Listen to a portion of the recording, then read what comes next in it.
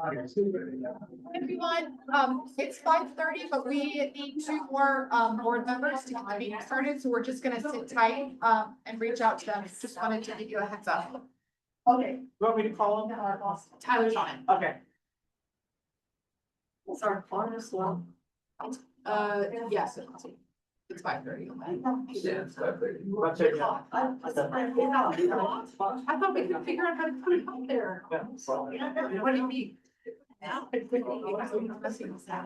Maybe, you should wrap it down.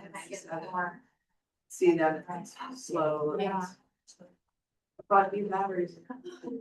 Want to do it, John? Would you mind? Alarms, we got.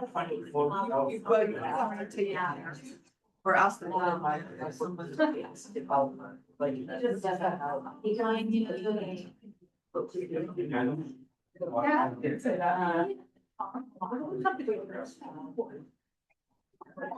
How long's it been wrong? Well, I just bought it last week. So at least. Well, I didn't just bring it in, I bought it, and I bought batteries, and I set it up, and here it is. I figured it was a monthly occurrence when we should change that. That is 5:31. Wow. Yes, but they have.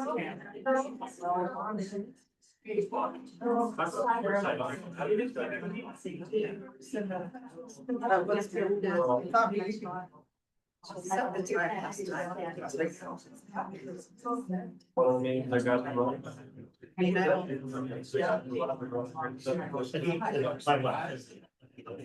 Just so you don't look at me and go, you need candy? Like that. Yeah,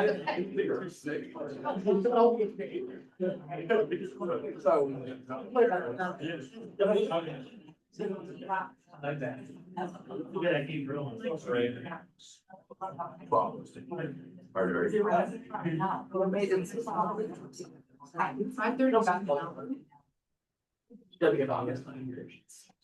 No. The rain, the weather. Blues and all that. I have the election. That's a big weather. I get going down. It's predicted. It doesn't now, but I was like, I think it can happen. Now, you know, so That works, it works. It's been, I had what I was. Yeah.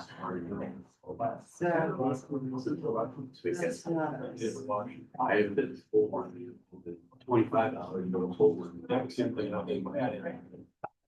Meetings all labor. What is the? There you go. Yeah, super defeating. I wonder why they let you out. I mean, you can't set. Well, that was Friday. If like it feels. Remember that? Yeah. Like, and it's a huge, it's airspace. And then again, it does.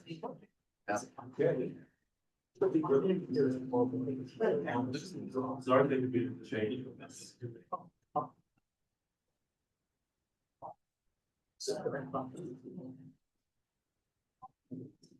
There should be.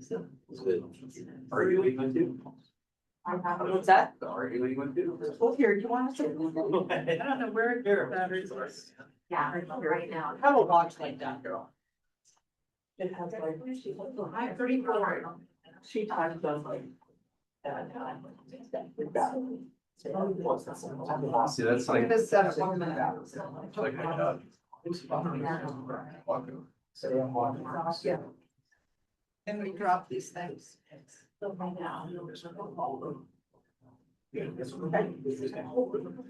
it out, this is just there, and then this one, like. What is it? Oh, I don't know, no, that's what it's like. Some when? Okay.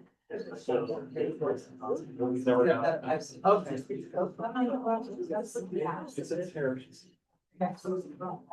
Right, see how it should go under.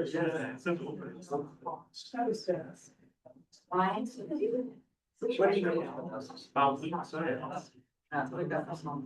Well, The gel. Same for. No kidding. Yes, that's. You got it. Oh, that's back, yeah. Go back. Good version. It's some man. Yeah. There we go.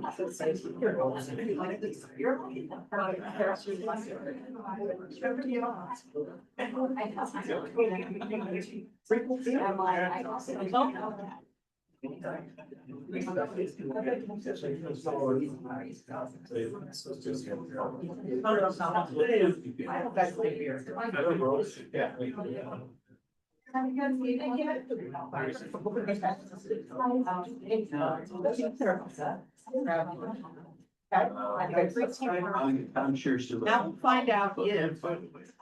The clock is slow, yeah, or what's the deal? Take her in.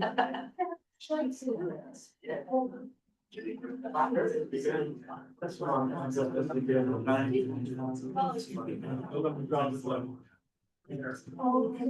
If they're trying to listen. Oh, this is.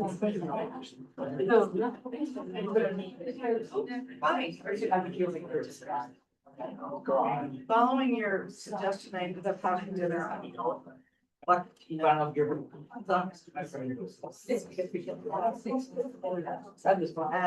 had at least. So I thought, why did I fit this in jobs? Why did I just rush over? Oh, no.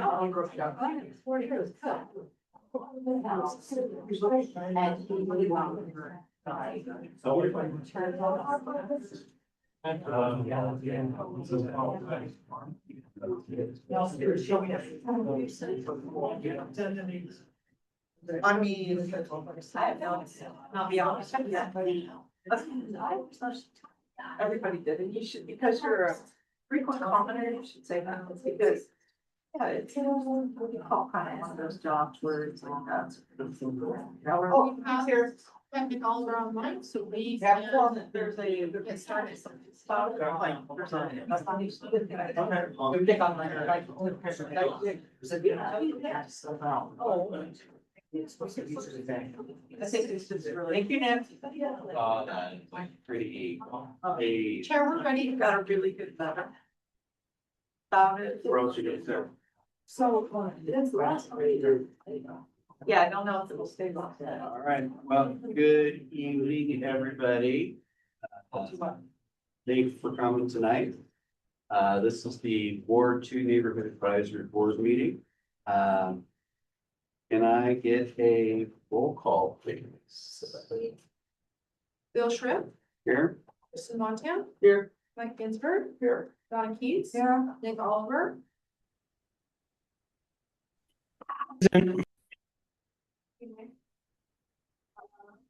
Did that come through? Yes, we've got you, Nick, thank you. Daniel Dolan, absent. Patrick Higgins, absent, and Brett Jenkins will be absent. Councilwoman Dewar. I am here.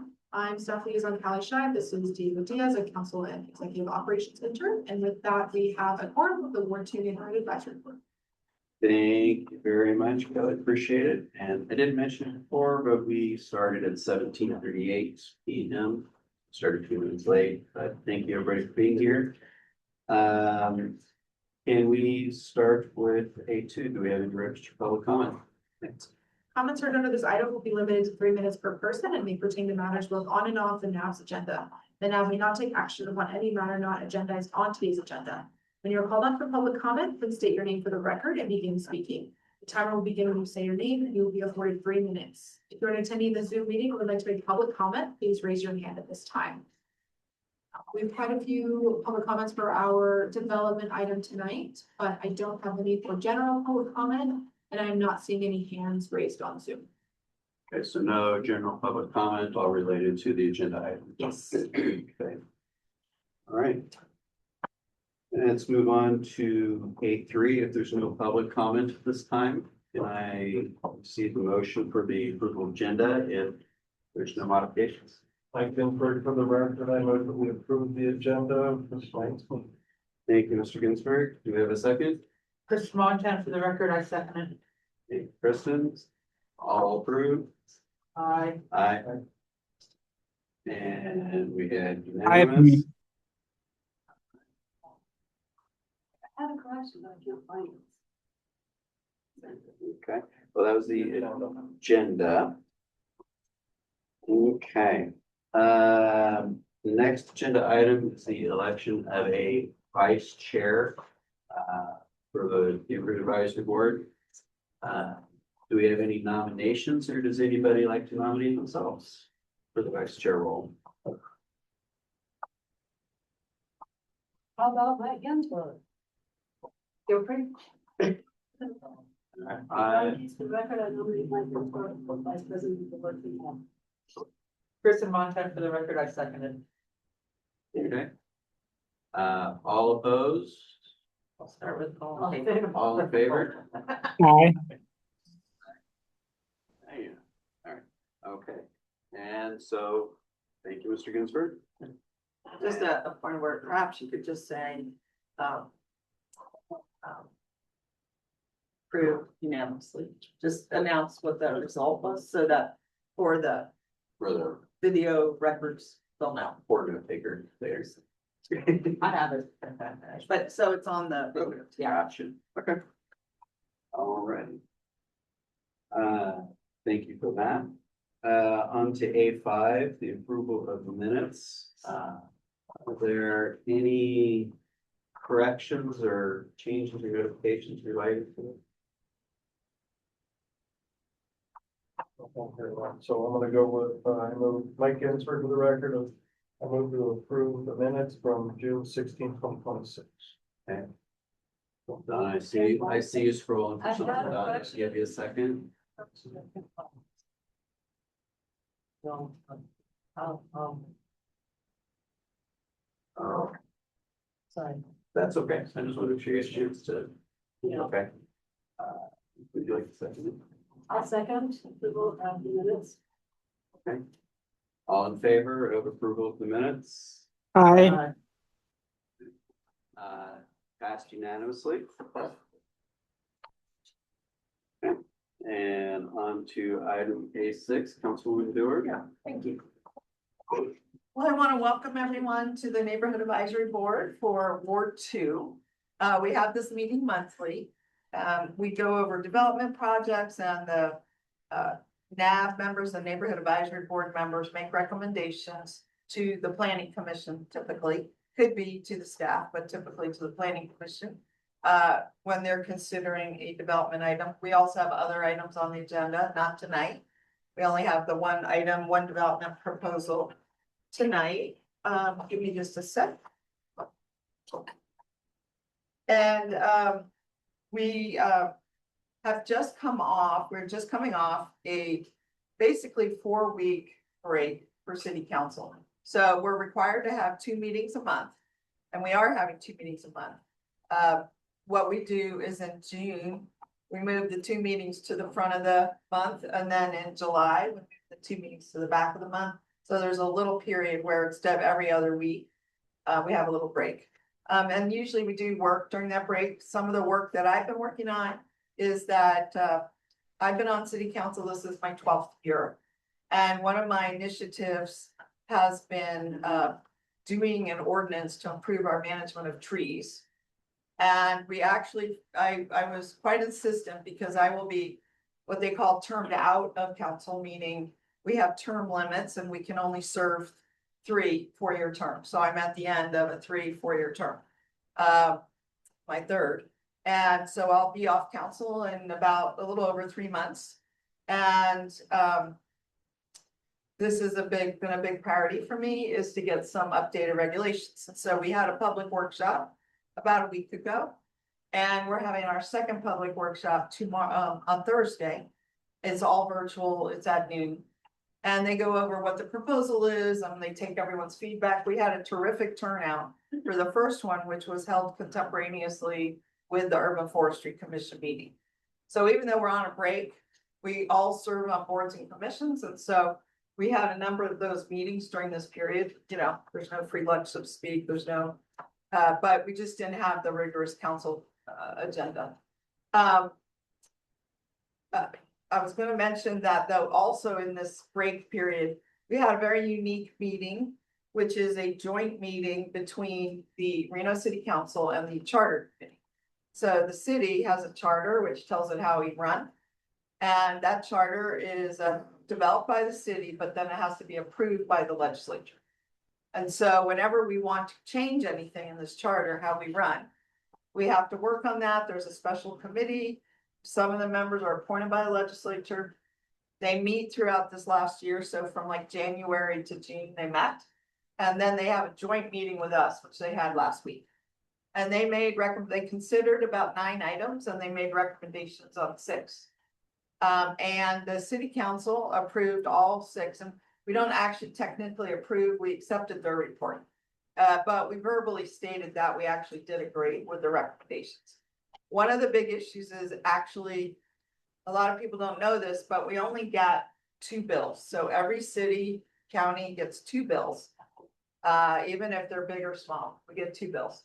And we have to be really careful on what we choose to send to the legislature. And if we want to enact these changes that the charter committee just recommended, that has to be one of our bills. Even though there's 6 changes, it's all part of one bill. And then there would be an opportunity to do another bill. And the thing there is that we're working on a lot of topics. For example, consolidation of our fire department. During the last legislative session, the legislature passed a bill sort of directing us to do a big regional study about fire and to then come back to the legislature with maybe a proposal. So we might need to reserve one of these bills for that. But there's other things we've been working on too. So later in the year, just next month, we will have to decide on how are we going to apportion these 2 bills.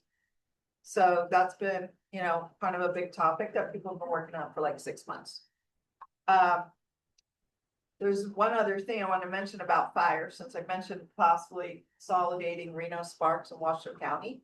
Fire services would probably be led by a new board. That's not the Reno Council. And although that could be the Reno Council, it could be a consolidation of some members of the Reno Council, Sparks Council, Washoe County Commission. But an interesting thing that's on our upcoming agenda, which is tomorrow for the Reno City Council meeting, is that they've proposed that Sparks Fire Chief has retired. And they proposed that the Reno Fire Chief be the fire chief for Reno and Sparks. And so, I'm sorry, it's not coming up tomorrow, but it's coming up the next meeting. Sorry. And so that'll be an interesting decision. A lot of people could be supportive of that. Some people might be worried it's too much work and so on and so forth. But it's sort of a trial. See how it works out. That's what I have to report. And then at this point, I just wanted to open it for questions from anybody. First, the NAB, any questions for me? Yeah. With Yes. the charter committee. Yeah. Thank you for mentioning that. What were some of the items that were? Recommendations? Yeah. All right. One of the recommendations, for example, has to do with the vice mayor. So by the charter, it says that we shall select the vice mayor at the first meeting in November. But the way elections work now, depends when the date for the election is. And then there's a certification period. You have 4 days for the mail-in ballots to come in. And then we have to certify the results the following week and after the election. And usually our council meeting would be before that. So what that does is it cuts out the opportunity for anyone new on the council to potentially be vice mayor, because they're not even been appointed yet or seated. And so the proposal was to move it back to the first meeting in December, which I totally support.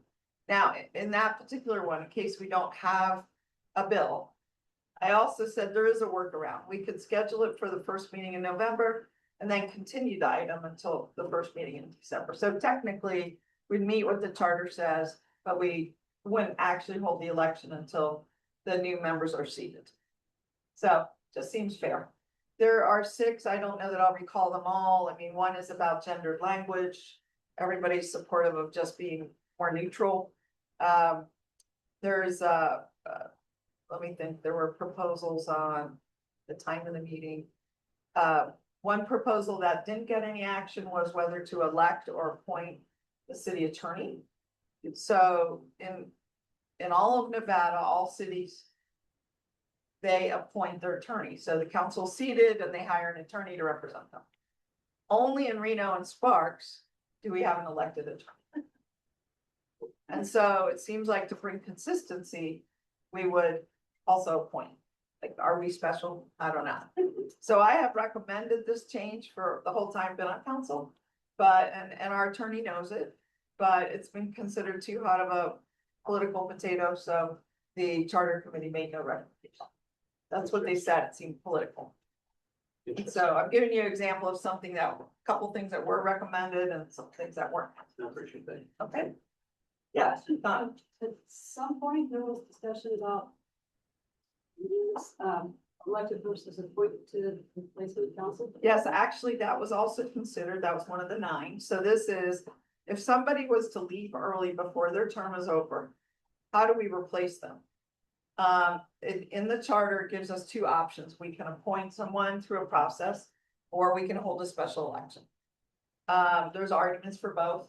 One of the arguments for is that we like elections, right? That sits well with us Americans. On the other hand, it's very hard to hold a special election. It takes a lot of time. It costs money. Usually, it's hard enough to get people to vote during the regular time, and I hope everybody here who's of age votes. But in a special election, it's only for, let's say, 1 ward, could be Ward 2. We'll give an example. Only people in Ward 2 could vote. Getting the word out that there is a vote and getting the word out about who's interested, who's running, and allow them time to like get themselves known. It's all in a very short time frame. And then how many people are voting? 1,000 versus 10,000 in an election. And so the council so far, since I've been on, has voted to appoint the person. They have extensive interviews and so on. But the charter committee decided that was another one that was a little bit too hot to handle. They said it was too political and they decided not to make a recommendation. Wow. Okay. And we can send you, if you're interested, especially the NAB, but anyone who's interested, the minutes or the results of this meeting. What were the 9 items considered, and or, what was the disposition, how to go? Anyone in the audience have a question for me on any topics? I welcome you to the Ward 2 NAB. This is where we interact with the public, get your ideas for things either to take to council, send to planning commission, or talk with our staff about. So, yes, sir. Can you stand up? Can you say your name? And then later, can you fill out a public comment card? Yes, ma'am. Yeah. My name is Roy Harvey. Right, and just for the record, Roy Harvey. Harvey. Harvey. Okay. Yeah, just first, thank you very much for your service Oh, for these past terms. yeah, thank you. Treat me with the trees that you were talking about. Can you elaborate on that? Yeah. I'll just tell you where it started and then I'll tell you a few points. So when I was first elected, some of you may be acquainted with the strip mall that is across from Whole Foods. So there's like now a Panera Bread there. There's a Taco Bell in there. There's Kinko's in there.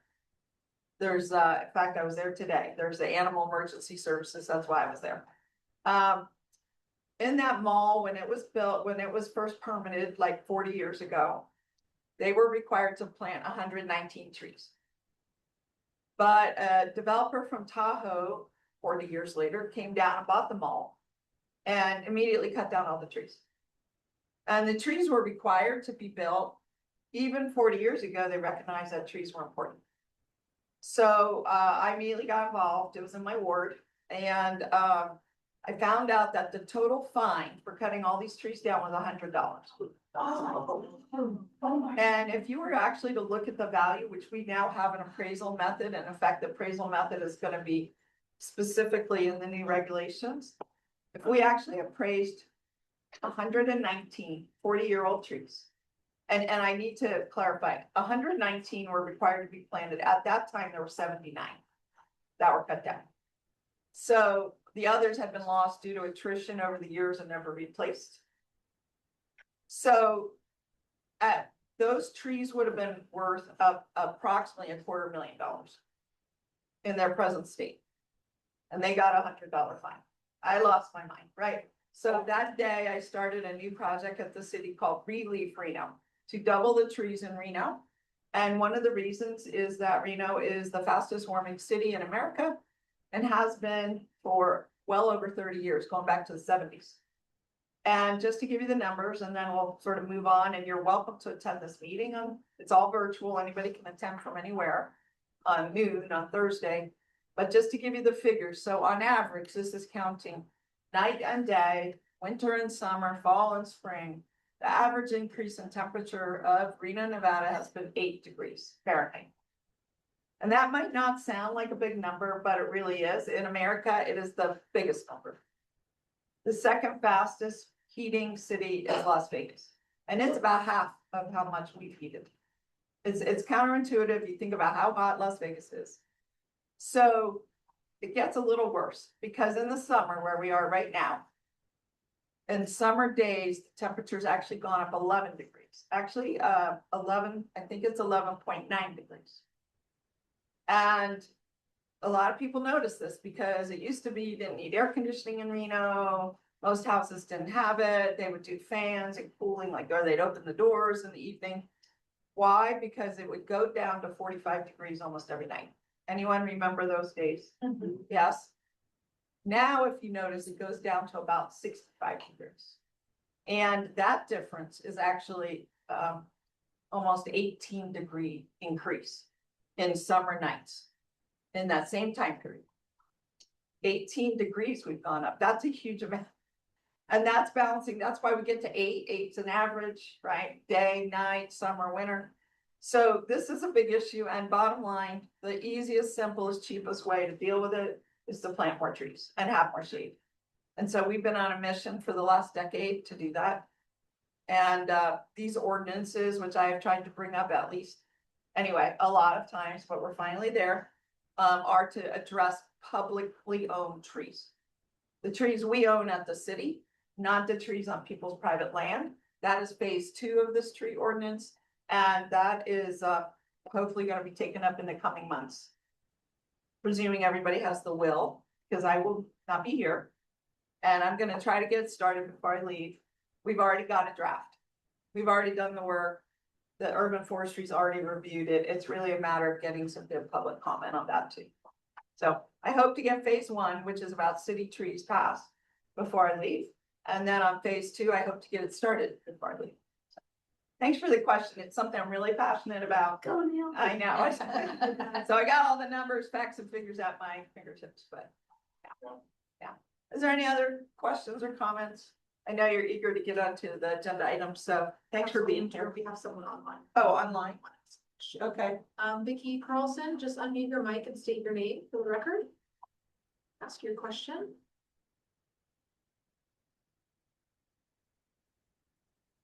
Vicky, if you had a question, just unmute your mic.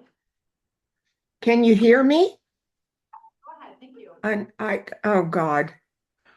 I don't know how to, can you hear me? Yes. Can you hear us? I'm sorry.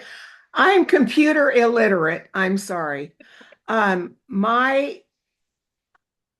don't quite know what I'm doing. Well, just ask your question.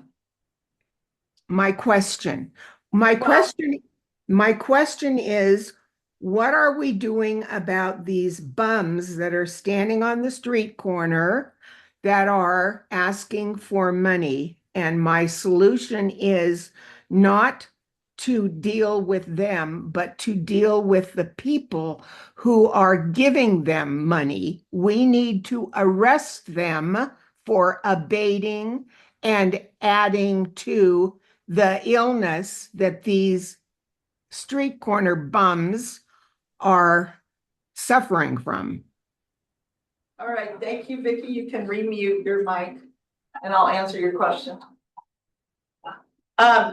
So bottom line, really the question is, there's a lot of people that are really feeling the pinch and are experiencing poverty. Many of them are hungry. Some of them don't have a place to sleep. Some have mental challenges. Some have, just like all of us, of, drug or alcohol challenges, or they may just have family challenges and they just may need money. So they go out there and they ask for money. The city has actually passed an ordinance that does not allow that. You're not allowed to loiter in the middle of a street, let's say, where they're off in the median. We've actually passed a law, but we have laws that often don't get enforced. Example is speeding, right? I'm sure some of you speeded getting here today. It's a common thing. We find ourselves suddenly going over the speed limit, but there is not a quote cop on every corner to enforce every single law that we have. There's even big speeding. I had a conversation today with our police chief about motorcycles on McCarran. So I've asked them to do a special interdiction.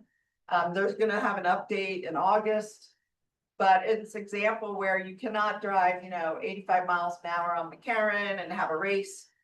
You can't have street racing, and so on. And so, answer partially your question is there is a law, and in fact, there are other laws related to that, related to private property. So that's the middle of the street, but there could be laws related. There are laws related to even loitering at people's businesses or private occupants area. And some of those are posted. So the people can actually choose if they have a business, whether to post a sign reminding people of the law. So it is a complex topic. Appreciate the question. And no question, all questions I'm happy to answer. So thank you. Are there any others? Okay. Well, thanks everyone, and thanks for coming. As a last word, I want to say it's been, I know we got a couple more meetings left. Yeah, we but, do. oh my gosh, we're gonna miss it. Oh, yeah. So, you. and there's so many just little things everywhere that I know you kind of helping Yeah. push things along, so Well, maybe we'll have to have cupcakes at our last. there we go. All right. Okay, thank you for that report, Councilwoman Dewar, appreciate it. Before we move into item B1. Right, seven. Here, give it, I'm sorry, A7 staff liaison. Oh, We're trying to skip, sorry, no, you're fine. I'm rusty. A7. A7, thank you. Hi, everyone. Callie Shire, staff liaison. Just a few quick things today. The development project we're hearing today is scheduled to go to the planning commission on August 19th. So if you can provide your feedback worksheets, by Monday, by email, in person after this meeting, or through the form online, I can give you the link. If you don't have it, that would be great. I also want to recognize one of our newer members, Danielle Dillman. She's joining us today, so just wanted to make her feel welcome. That's all I've got. I'm glad you did that because I would like to reopen my report and ask Danielle, would you just give us a couple words about yourself? How did you choose to be or asked to be on this? I appointed you, but just tell us a little bit about your background. I just put a cough back in. Oh, okay. Love that. I grew up here. I grew up just next to Mediterranean Park, born and raised, and went to Anderson way back in the day, and Wow.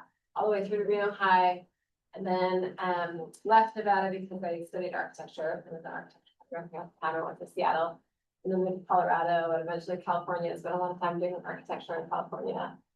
Started my own firm, went to business school, and then COVID hit. Married a guy that went to Reno High. I didn't know at the time when I went to Reno High, but we met 20 years later. Brett, the one. And we moved back here, we have 2 kids. And we just live off of Pioneer. Right. In the same neighborhood that I grew up in, so. Yeah, I'm happy to be here. I've been interested for a while. One time I actually made it to one of these that had been canceled. I was like, I think it was fun, and then it was here. But happy to get involved in the community however I can, architecture training, public, like planning. I did a lot of planning study and Great. study that, so. Yeah.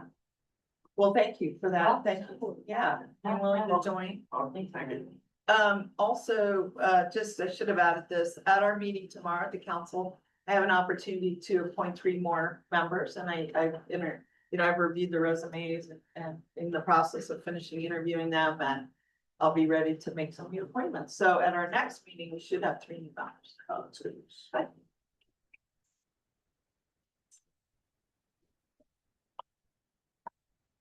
Nick is gonna be dropping off, his, vacation, he just jumped on and helped us meet one. Okay, all right. Thank you, Nick, for doing that. Okay, now that we've cleared A7, thank you for the help, guys. I appreciate that. On to B1. and you started to say before B1. So a question, my first time being president or running Sure. a meeting in a while. So my question is public comment in the presentation or presentation and public comment? Well, I'll give you my recommendation is usually presentation. So everybody's kind of working from the same template. I would tend to agree with. Okay, so let's do that. If we could have the presenter come up and presentation of the project. Good evening. Chris, okay. Good evening. Yeah. And for the record, my name is Linda Schaefer.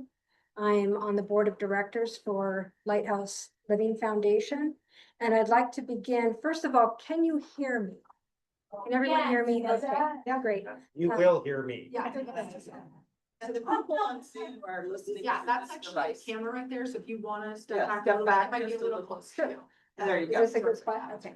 Let me begin first off by thanking Councilwoman Dewar and the committee members for allowing us to be here tonight and present to you.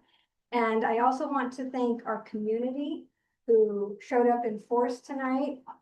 We are so grateful for each and every one of you. We appreciate you being here. And this isn't even everybody. This is just a portion of our Lighthouse Living community. But I also want to mention that we have a family here from South Lake Tahoe who has an interest in what we're doing as well. So we appreciate you coming all that way. I'm going to spend just a minute or two telling you about our why and introducing you to our community. And then Greg will follow me and talk about our foundation, followed by Chris Baker, our planning consultant, who will introduce the project to the committee and to the community. So I'd like to say that our journey started in 2001 with the arrival of our third daughter, who was born with cerebral palsy and developmental disabilities. And prior to that, we had no experience with the with disabilities, period, let alone developmental disabilities. So that was an eye-opener for us. And 25 years later, we have learned so much and we are still learning. One thing I know is that we will never stop learning. There's always more knowledge to gain. When our daughter Samantha, or Sam, entered into her 20s, we realized that she had the desire and the ability to live more independently. So Greg and I started researching what options might be out there in the community when our children become adults at 18 and when they exit the school community by age 22, there are often few options for them. The majority live at home with their parents or a family caregiver until that family member or caregiver can no longer care for them. I re-looked up statistics today just so I'd have current statistics, and they've gone up since the last time I checked. Nationally, roughly 75 to 80% of adults with developmental disabilities live with their parents or a family caregiver. And over 1/2 of family caregivers are over the age of 50. 10% of them are over the age of 75. So we see an aging family, an adult who needs that extra support, getting older, and these families are wondering who's going to help care for my child, where can my child live with support after I can no longer care for them. So when Greg and I were doing our research, we realized in this Northern Nevada area, Reno Sparks, there was a gap in housing options. We already talked about living with a family member. Other families might find a group home setting works best for their adult son or daughter. Others might look into a shared living opportunity where there is someone who receives monies from the state who cares or supports a person with developmental disabilities and helps them live more independently in a private home. Others are very comfortable in living in just a typical city apartment complex and may have support come in a few times a week, depending on what their needs are. But there's still a gap in there. Some of those housing options that I mentioned, they lead to more independence, but they also lead to more isolation. And that is something we recognized is missing in our community. When Greg and I were looking at these housing options, we realized our daughter, Sam, thrives in community and wanted that. So we have found a housing option, which is like an independent living community with appropriate support built in, where individuals can live very independently and receive the support they need while living in community. And that's what we will talk about more when we talk about this project. Lastly, I just want you to remember 3 things about our community, if nothing else, tonight. The first is that they are very diverse, just representative of the community at large. You have every race, every ethnic background, every cultural background, every creed, every socioeconomic level represented in this community. Secondly, they are very vibrant. Most of the individuals here, if not all, are involved in the community, more so than myself or perhaps some of us here. Some are students at UNR, some are involved in sports, some volunteer at different organizations, some have jobs and are employed. It runs the whole gamut, the whole spectrum. The third thing I'd like you to remember is that every individual here longs for community, longs for a place where they belong, where they have friends, where they can have relationships, where they are not living in isolation. And that's one of the reasons you see the turnout that we have tonight. So with that, I'd like to turn it over to Greg, who will talk a little bit about how we started our foundation. Thank you very much. Good evening. I'm the better half, Greg. She didn't introduce me as such, but I'll take it.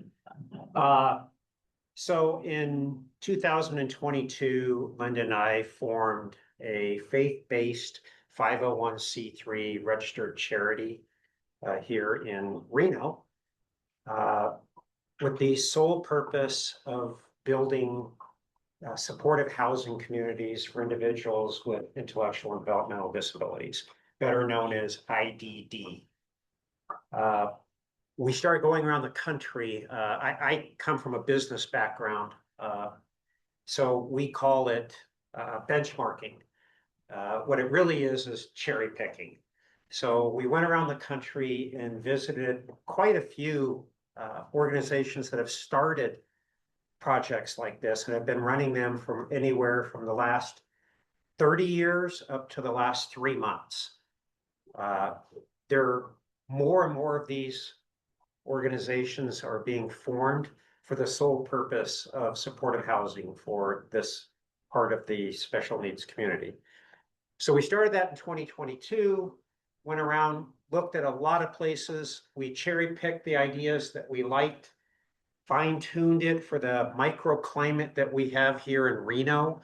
What works in Las Vegas or in New York or in Michigan may not work so well here. So we tried to tailor it, the project more towards where we live. We started looking for property here in Reno, and it had to have a few things. The biggest thing was safety.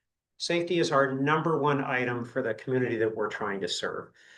Second thing is it needed to be already embedded within the city, meaning we couldn't buy 30 acres outside of town and wait for the town to encroach and come upon where we're at. We needed to be in the town, in the city.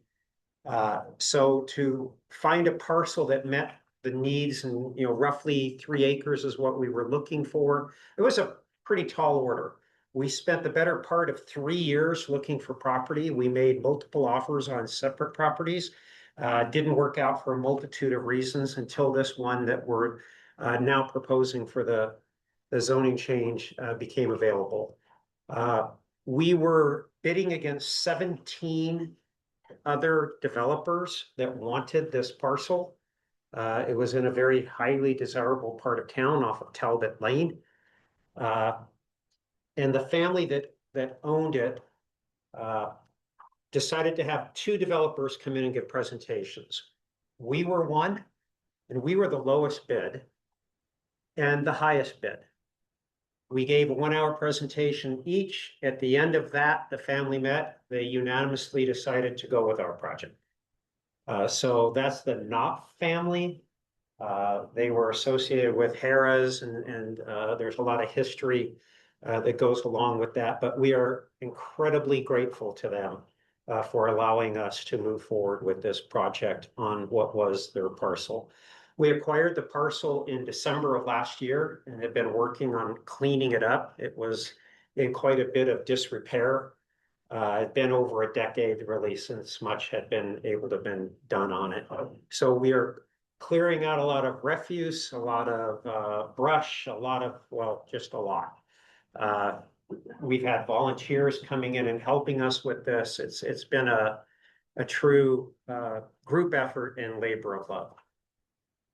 At this point, we decided to hire an architectural firm, and once I did that, we were off to the races. We had planners. RVI is going to come up and speak in just a minute. We had hydrologists. We had civil engineers. The list went on and on and on. All with the goal of getting this project off the ground. So at this point, we're going to ask Chris to come on up. He's going to walk you guys through what the proposal is. And then I guess we'll open it up to public comment and questions. Thank you.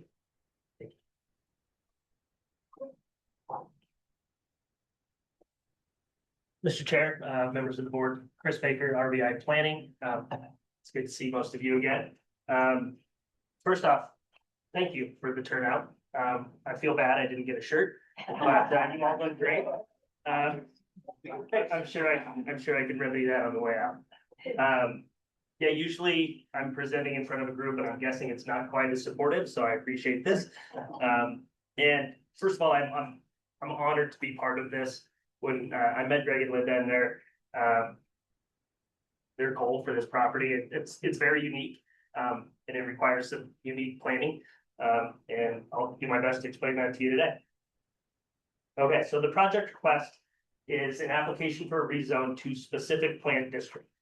I'll get into that a little bit more. It's not a traditional zoning designation, but this isn't a traditional front. It has some goals. So as Greg and Linda mentioned, is to establish a supportive housing facility, which is a very unique use.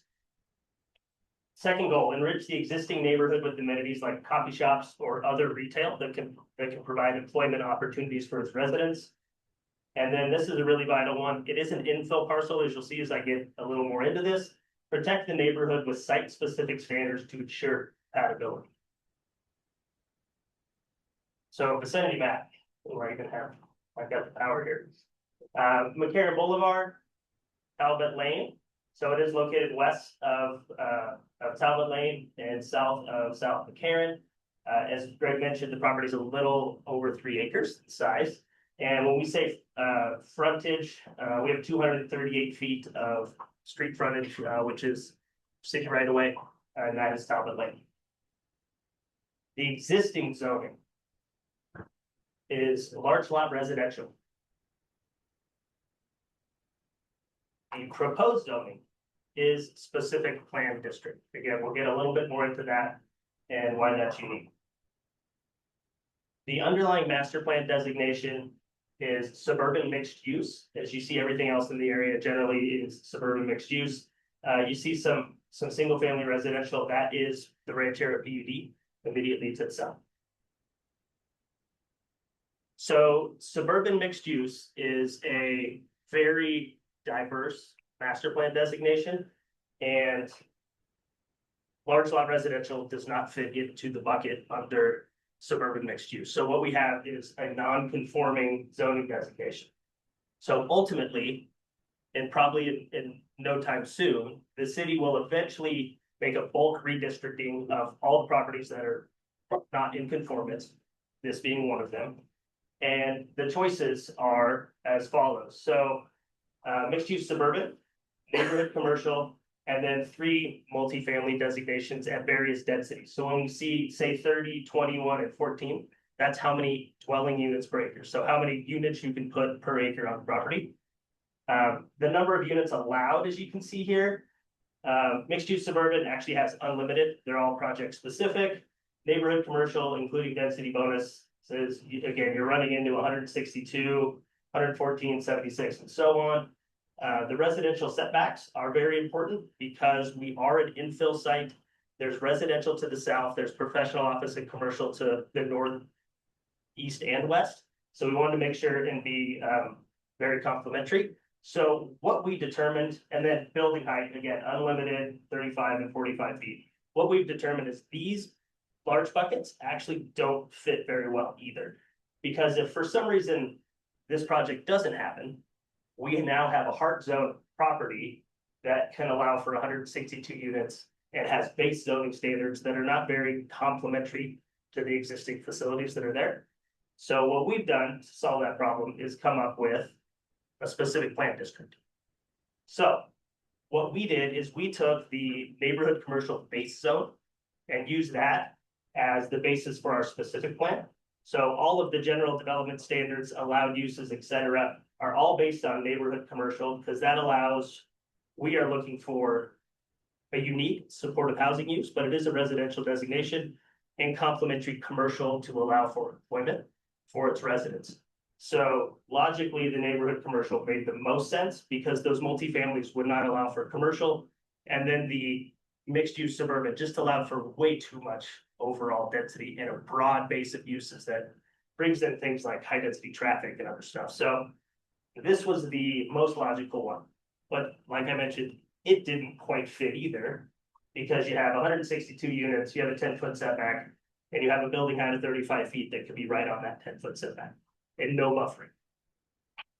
So what we did was we included in our specific plan, increased setbacks, reduced heights in the way of stepping, and then other standards buffering to ensure that we have compatibility with the neighborhood and allow things that allow for our proposed supportive living community to thrive.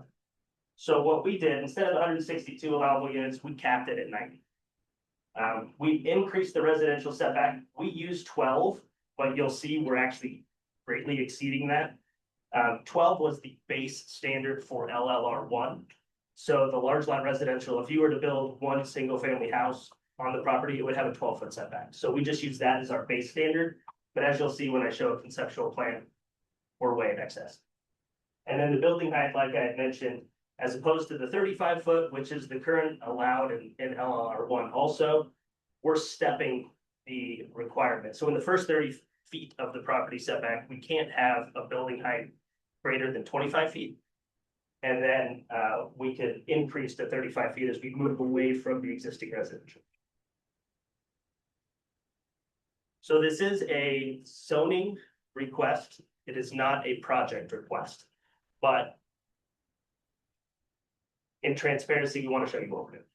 So it's a little disingenuous to just say we're changing color on a map and we're not really showing you what we're doing. Yes, the project planning is in its infancy, but the point of this is to get community feedback.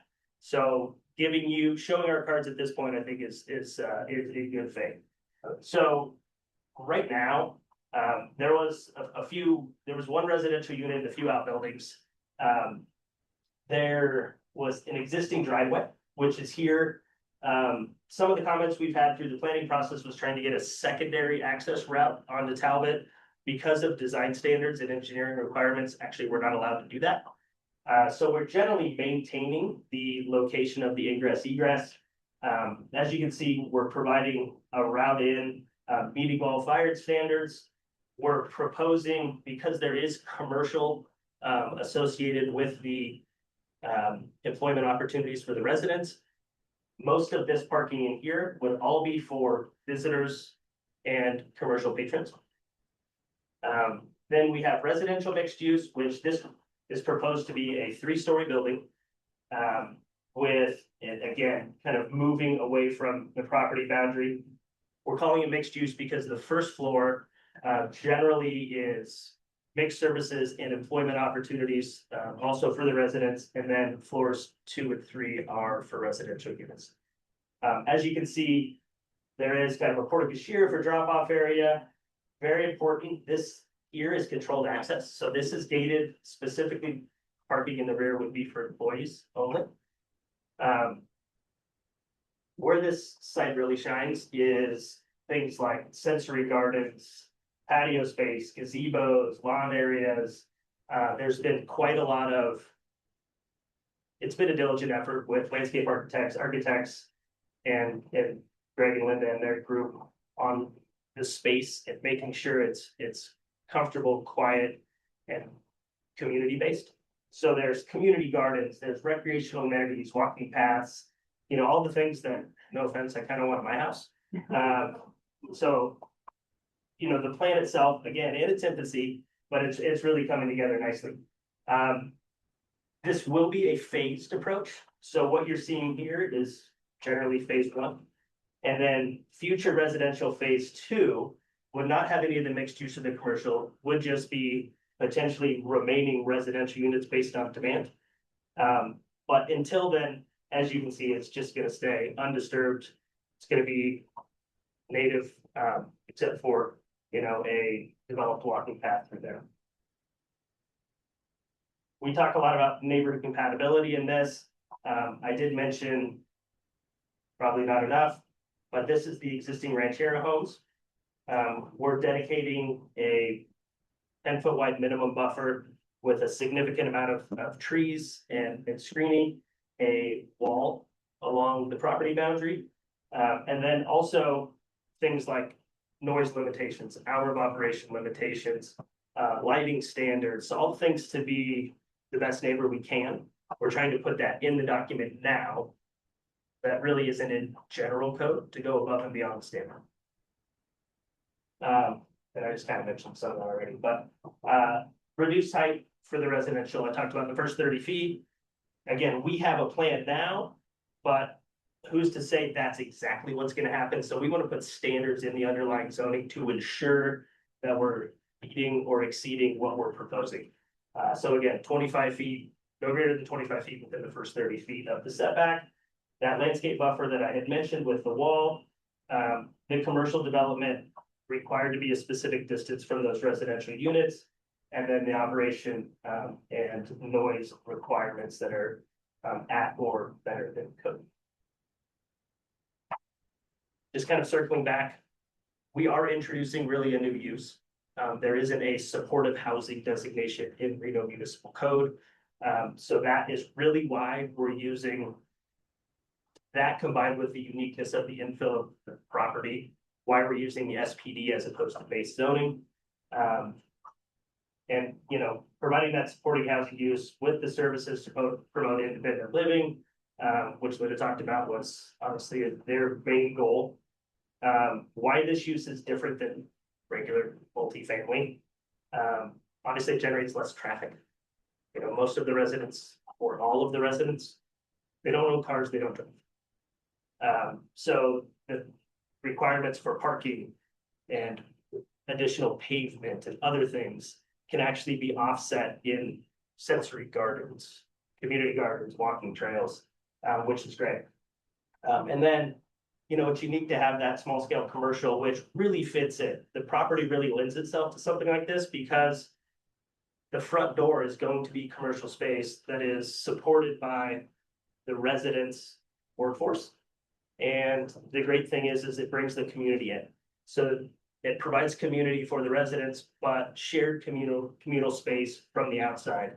You know, yeah, there's ranchero that's close, but not that close, and, you know, there's a lot of great opportunities for coffee, for anything that some of these, commercial opportunities can bring, so. With that, I know Callie mentioned it, but we're targeted for August 19th for planning commission. And then September and October for city council, so. I am not Carter Williams, I'm pitch hitting, but, anyway, so thank you for your time and I am available for questions. Thank you very much, Mr. Baker. I definitely appreciate it. Before we go into public comment, we do go around the board here. Are there any questions, for Mr. Baker from the board or the applicants? Kristen Montan for the record. You talked about, you know, the residents not having cars and that kind of stuff. The bus lines are not that great around there. I live in that general area. I imagine that area. So I'm thinking it's gonna be an awful lot of traffic as parents and caregivers come and give people rides in and out, doing that kind of stuff. You So, looked into that because I know the closest bus is like a few blocks away. yep, we have looked at that, but the facility itself actually provides transportation Okay, on and off. okay. So there will be that, and then we're working with, RTC and, you know, there could be a potential, hopefully closer transportation facility. So, great question. Mike Ginsburg for the record. I just have a question. Or next to Ranchera, has any conversation been had with them up front? Yes, extensive, actually. Greg Linda went and, distributed flyers for all the homeowners adjacent.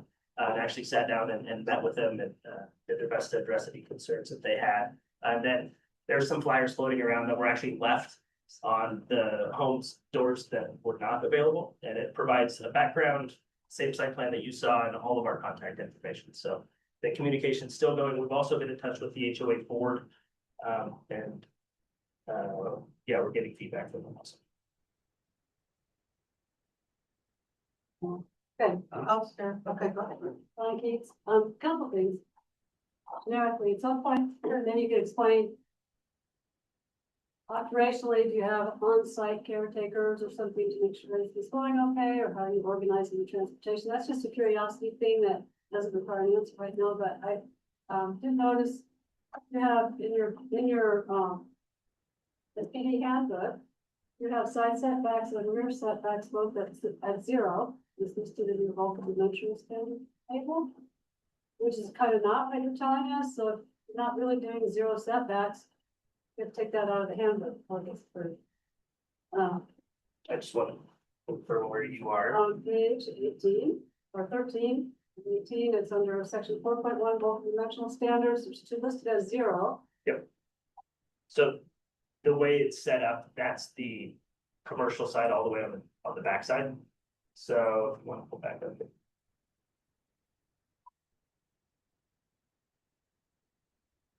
This is probably, so that's this. Okay, that's not meaningful to me about what is that? What's that? Who's behind you? Who's behind you? This is a commercial facility now, yeah. Okay, maybe in your table, you can specify that those are the ones on the left setback, so that your handbook doesn't get permission for those setbacks. And locally, somebody else takes them. Okay, no, that's great. Because it should be specific. And this is to do 0, then you should have 0 side of the ground. It's a be helpful. Where's that? I was curious about I guess it's more of a general comment that I'd like to see before it goes to planning. I don't think your SPD handbook is specific enough because of your references to multifamily housing. So if your intent is really not to do multifamily housing, what you're talking about isn't traditional multifamily housing. So it should be specific and limited in the use. So multifamily, generic multifamily shouldn't be an allowed use. If this is what you want to do, it should be just this use. So it actually defaults to the underlying neighborhood commercial allowed zone. No, I get that about the 30. What I'm saying is that your list of uses, you have your supportive housing as a use that you've defined, right? Yes. So you also have multifamily use. And if you put multifamily use in there and then you don't build that part out, you don't have the right allocation of parking or anything else for multifamily housing of enough 30 units per acre. Yeah, so through the planning process, we actually have modified, I think you probably have the initial submittal copy. I have one that's called this track changes number. Yeah, I don't know. so now the multifamily as an allowed use is actually not on there anymore. Okay, thank It you. is not on there. It defers back to neighborhood commercial allowed uses, which true multifamily would actually require a separate permit completely. Okay, And then also it would have to require meeting all of the multifamily standards, which would include parking setbacks. understand that. So yeah, all of our stuff is specific to this use. Yeah, and that's what I'm just the saying, things. this is an SPD for a particular use, that's why it's an SPD. So I wanted just to ensure that you have Yep. put up the default uses. Yeah, we have, and that was something that was remedied. It was based on a conversation with staff. You kind of want to provide enough latitude in the handbook to where it's not so specific. But in our case, we've decided that it needs to be more specific, and then we defer to neighborhood commercial for the rest of the stuff. Must depend on your plan, because SPD requires more detail in their handbook than practically in. Yep, and that, I'll just say that wasn't our idea. But yes. Right. Yeah, I want to follow up on that thread. So are you saying that if your project doesn't get built, that it would default the entire 3-acre site to neighborhood commercial? No. I'm saying our SPD handbook stays intact. The underlying uses as allowed in neighborhood commercial with our caps in place and our standards in place would still apply. Okay, So for example, I mean, the elephant in the room, right, is if for some reason this doesn't happen, can true multifamily happen there? right. Only at the density that we're allowing, and more importantly, it still would have to meet all of the requirements of multifamily, which makes it really broad. So, Because you have to quadruple the parking, you have to, right, yeah, that's what's my point. yes. Okay. So again, that's obviously not our intent, or we wouldn't be doing the SPD process, we'd be coming in.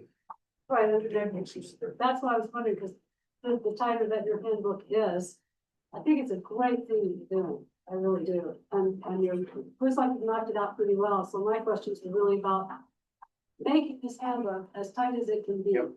In the event that this doesn't go forward or your other path doesn't get built, so that the neighbors are protected and the other businesses are protected, because your standards have the right limits in it for whoever might want to buy that junk. You see that? No, I appreciate the comment.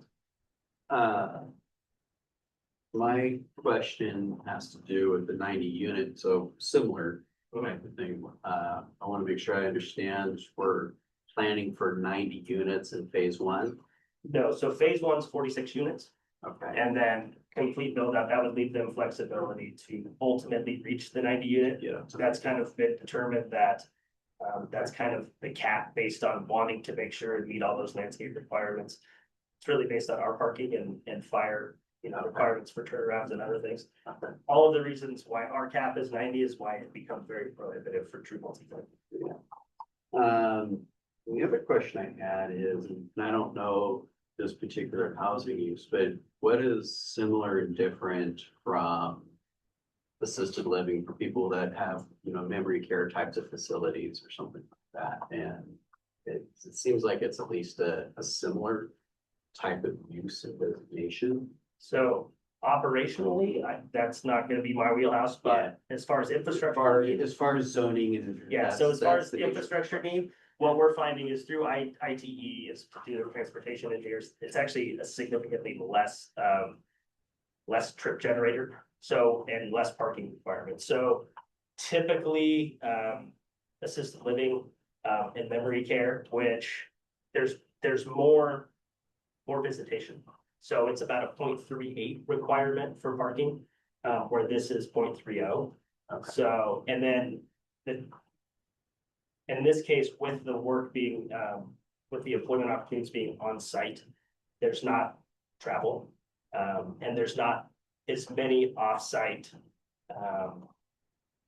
in ITE, there's a lot of offsite independent travel, with congregate care where there really isn't, at least according to the transportation. So I want to make sure I understood what you're telling me, that the intended use of facility isn't really similar to how like a memory care facility would operate in terms of impact and zoning overlays and things like that. Is it Chris? You wanna answer that? I might be Yeah, able to, I might be able to shed a little more light on that. Yeah.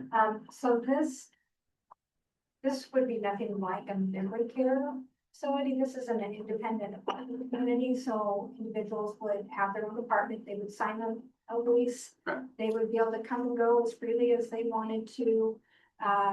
They would just have built-in support, for different activities that would happen on site, writing the community in, as well as helping them to engage with the community Yeah. outside of this location. And I think those are wonderful things. I think the project is, the idea behind it is truly wonderful. But I want to understand where some of the zoning stuff is coming from. Sure. Absolutely, and we want to make sure you understand, so feel free to ask any question that will help bring that understanding. They have another question. So is it more like senior living if you had to compare it to something? If I had to give the best analogy, it would be like senior independent living. There's, and I'm forgetting the name of the independent living community within Ranchara. What is it? Clearwater. I'm sorry, Clearwater? Clear water, she's saying that. I The other one? Roosevelt. Yes, What is it? Revel.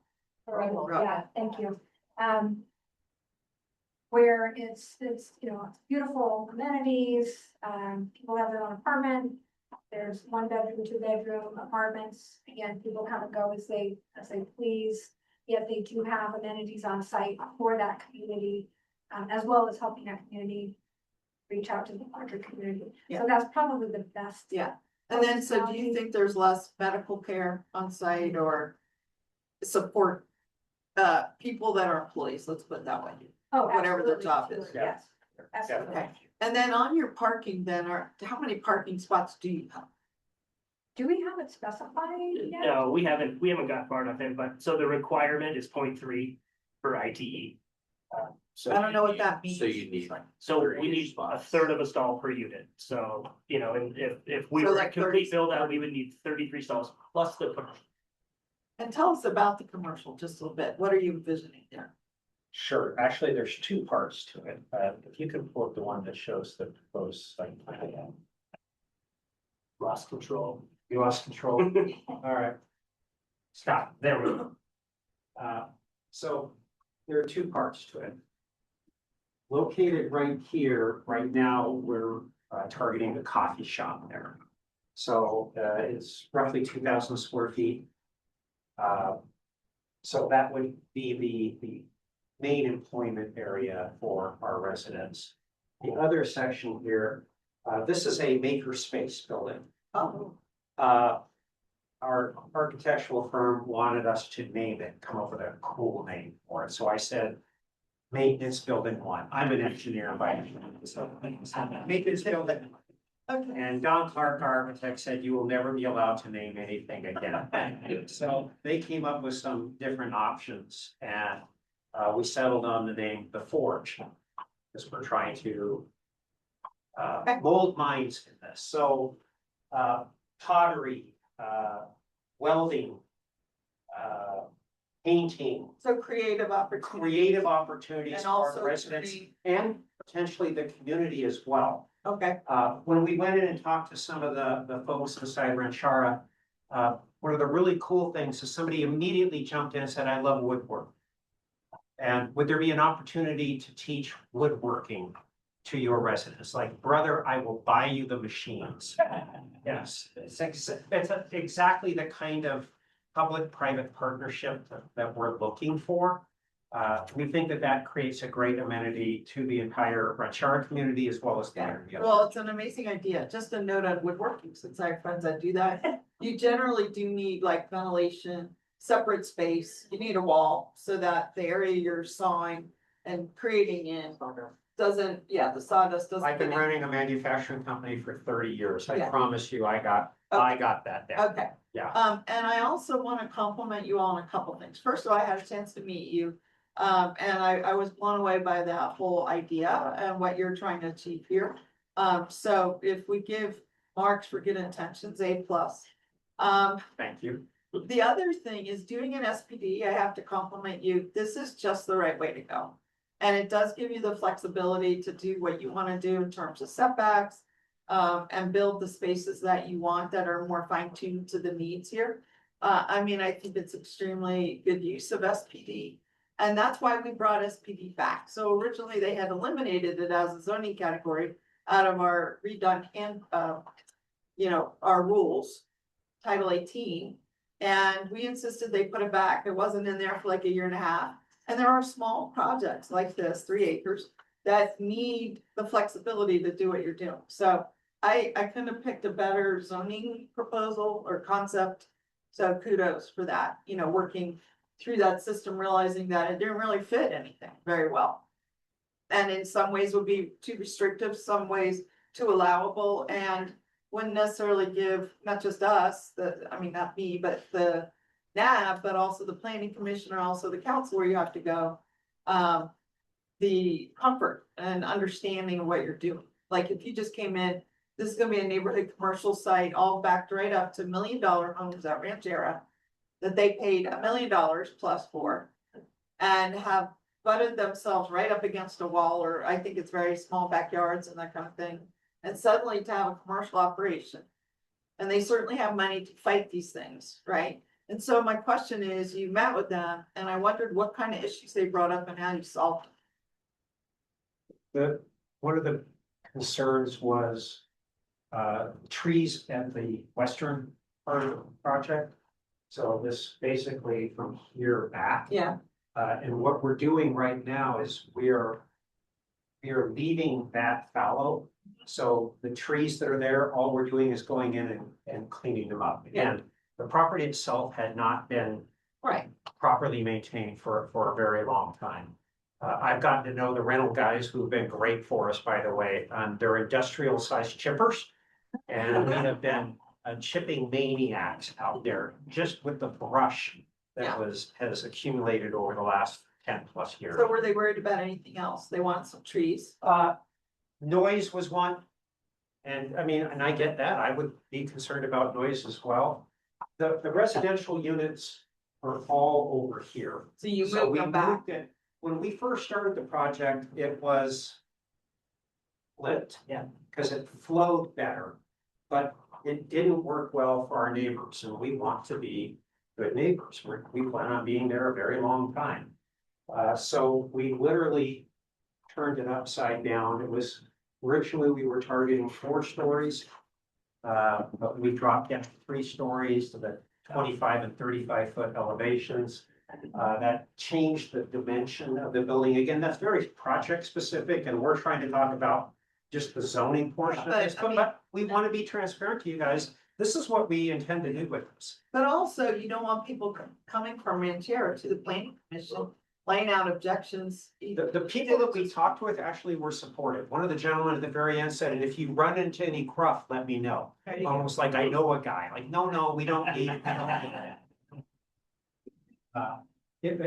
It's been very supportive so far, which has been wonderful. Yeah. And just other general planning stuff. Again, Cathexis is in the preliminary development stage from an architectural standpoint, but just window placement, things like that. Some of those they're 2-story homes, they have patios, we're looking at line of sight, obviously the view is kind of at a 45-degree angle, kind of southwest, but we're looking at positioning windows so there's not one glare, and 2, just line of sight in people's homes. Being cognizant of headlights coming and going at night, although we have very limited hours, if we can limit headlights going into someone's backyard, and just kind of the access management plan by not having, through access all the way along the property boundary, little things like that, that's just kind of good planning principles. Those are the things that we're now, developing and making sure that we implement. Thank you. Thank you, Don. I just want to comment about your comments about how we're not really doing it in detail. We're just going for zoning. So the thing about an SP is we do want to see detail.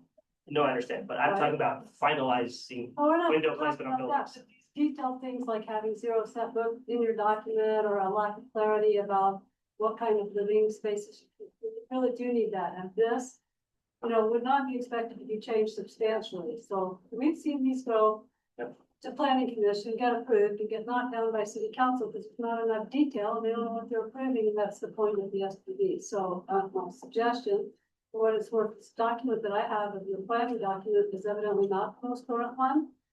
So maybe you've already found. Well, yeah, after that, we had our staff applicant meetings, we had comments. No, I provided them. thought this post dated that, so if you actually clean that up, but there were some things in here that are, you just tighten it up a little bit, I'm sure you've already done that, I haven't. Yeah. I know, I just got this last week, it's the most current one available to the general public. So, so I'm just saying, it's not like planned unit development of PUD zoning, just got this incredible concept, this is actually, we want details of what we're really planning to do, and we're doing a great job with compatibility. The hanging out future residential is a little bit of concern. It's not me has any idea what that'll be, but you'll probably be able to work around those trees. That their residents are concerned about, or do some replace things. Thank you. Yeah, no, thank you for the comments. Before I open to public comment, I'd like, how many public comments do we have registered?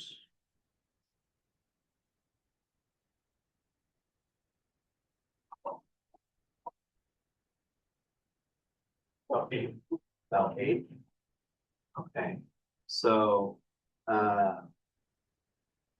one of the things that I would like to convey to people online and here, we absolutely want to hear your comments and your feedback.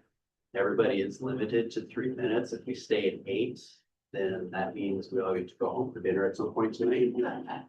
Okay, which I think we all have a shared concern there.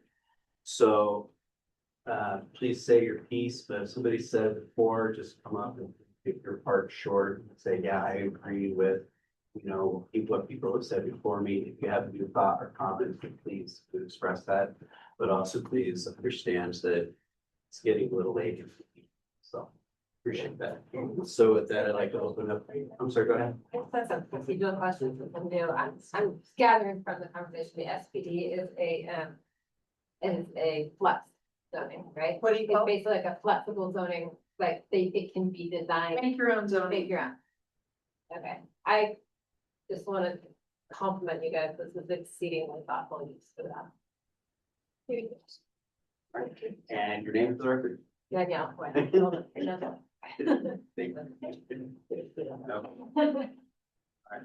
Thank you. If there's no more board comments, Callie, I'd like to open up to public comment. Let's start online if we have any. If you're online, please raise your hand for public comment on item B1.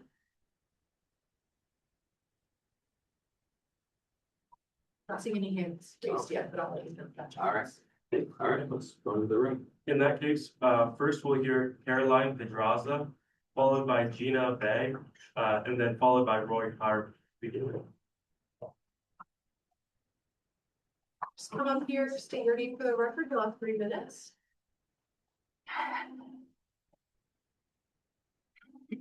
My name is Caroline Petraza.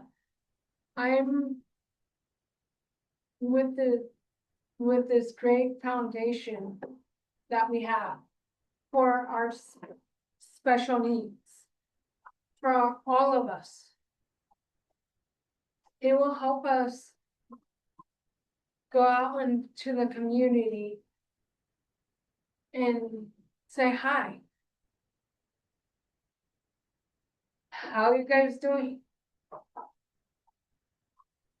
Being part of the Lighthouse Foundation gives us an opportunity to go out and adventure other areas. What they're building for us will be very special to every one of us.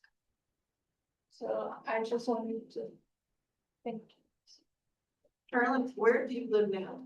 I live in Sun Valley. Sunbelt. And do you live with family or? I live with my mom and a niece. But This would give you a chance to move out. that way I can get a chance to move out and be with some friends I know. And help them out. Very cool. Thank you, Karen.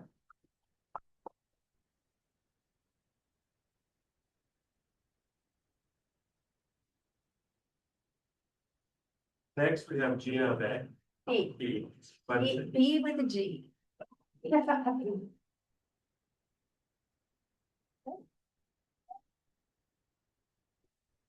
Hi, everybody. Thanks for hearing from us tonight. My name's Gina B. We've been a resident of Reno for 24 years. And Carly was what? We moved here. How old are you now? Like 25. It's absolutely crazy. So, we have lived, like I said, in Reno for 24 years, and most of the people that we have in this room, we've known ever since she was very little. Some are newer friends, but we've all, like, I'm just gonna repeat pretty much what has been said tonight, but it can't be stated enough. That, and when they're younger, you know, they're getting supported services through NEIS and then through the school district. And like Linda had stated, when they come 22, it's like everything comes to a screeching halt. And then we become the transport, which of course, we're the mom and the dad, and that's our job, and that's okay, but is 1000% on us all the time.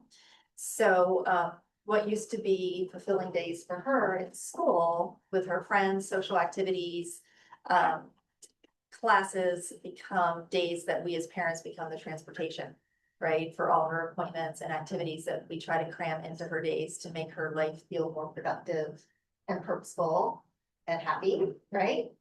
So, like they stated before, I don't speak from them. I need paper. I get nervous.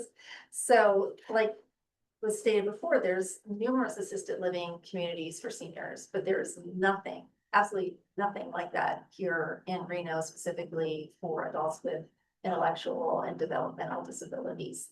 So this is going to provide a gap in services that makes it incredibly challenging to find a setting where she can grow, thrive, and live with both autonomy and appropriate support. She deserves a life, right, that allows you to live fully and reach her potential on her own terms with the dignity and opportunities afforded to every other adult. So this type of independent living community in Lighthouse Sierra would open the door to a fuller life for Carly and every young adult in this room. So they can build relationships with their peers, experiences that are difficult to achieve when you're just home all the time with mom and dad, right? And your brother, but you love your brother, right? That's it. Right. Oh, you're proud of him. Awesome. That's nice. So the supportive, desperately needed housing option represents more than just a place to live. It represents a place or a pathway to independence, dignity, and fulfillment life for Carly, while also providing our family with reassurance about her future when we're gone. So thank you so much for your time. Appreciate it.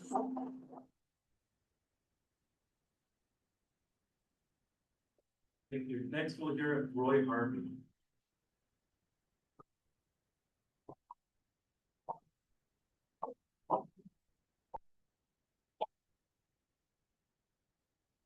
Hi there, my name is Roy Harvey, and this is my daughter Rebecca, back up.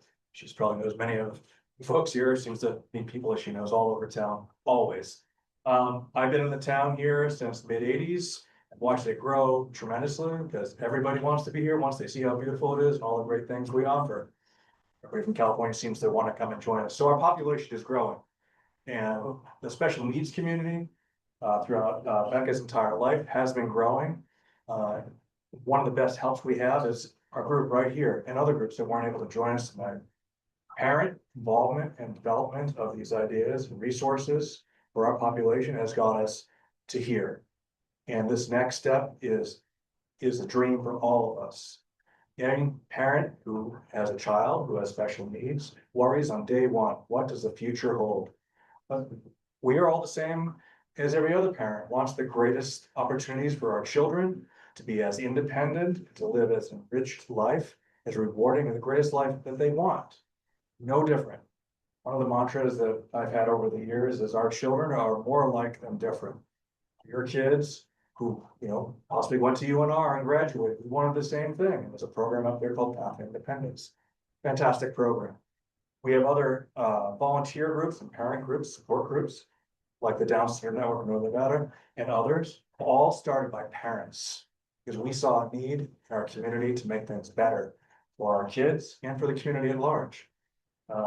This is a dream, like I said, and we really hope we can get everybody's support.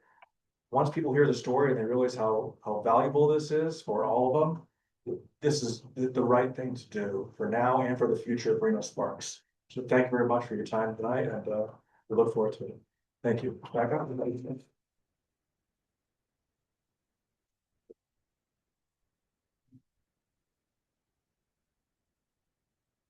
All right, thank you. Next, the next three we'll hear is Ivana Meyer, Tammy Hetke, and Maria Barber. So, Ivana Meyer, yeah. Yes. Hi, my name is Yvonne Meyer. I live in Spanish Springs and came here about 6 years ago from Washington State. So it's been a little bit of a journey for having an adult. My son is 32 years old and can't be here today due to transportation, and the city is a little bit fierce, and I work in the city. So I work in the city. I'm in New York or something, but yeah, in Reno. And so I have a 32-year-old son who had a heart condition, has some issues, basically a lot of cardiac arresting. So he has an intellectual disability, and he wants to be part of this community in a big way. The biggest thing I struggle with in Spanish Springs is our transportation is absolutely awful. I came from Washington State where we have a bus route in our subdivision. So that is a point. So I'm on Uber. And Trey wants to be part of the community because he wants to work, and he works almost 20 hours a week at Home Depot in Spanish Springs. He's well known there. And two, he does a lot of volunteering. We do the Reno Rodeo, very popular, hot August nights, and whatever mom wants to drag him to. But the one thing that is lacking is for him to have that independence. He's living with me. He relies on me for transportation, for the 99%, and it's an issue. This will allow him to be with people of his age. We only get to see each other once a month, and I'm lucky if that works because he works on the weekends most of the time. And so he needs to be with his peers, and that's the way he's going to grow. And I think everybody will be able to gain something from everyone. I'm totally thinking he can live independently, and they're going to provide services now that we've all talked about that our kids need. And I can't top anything more than what you guys have already said, but I think it's so important for us to have that community. And he wants to hold a job outside, so I don't know if he's good at making coffee. We might not want to go there, but he will want to work, continue working a job, and he wants to be felt like he's giving something back to the community as well. And that's super important for us, and we want to continue that no matter what we're used to. So thank you for listening. Quick question. Yes, ma'am. You said your son works at Home Depot? Yes, ma'am. So not very far from here is both Lowe's, right next door. Right. And Home Depot's down the street. Absolutely. So even if he ended up wanting to transfer, You would. the same job. Yeah. Yeah, we've already seen that. Yeah. So I'm like, mom's going, woohoo. So yeah, no, he's been there 6 years. This is his fifth year. It's 5th year. So since we've been here, he started working at Home Depot as a temporary job that went into a full-time job. And because they love him, because he's great and he works hard. And I think we all need that. We need our people. We need our people. We need our kids, adults, to feel like they're given to our community. And I highly encourage him to go out and work. And let me tell you, he'll be running a fever and still wanting to go to work. And I have to go back and put on the nurse hat and say, no, you can't do that. So he's a vital part of our community. And I think it's really important for him to have this. So thank you, Linda. I don't know about Greg. Thank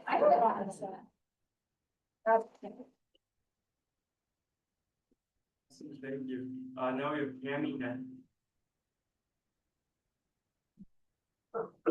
Hi there, I'm Tammy Hefty, and we also live out in the Spanish Springs area.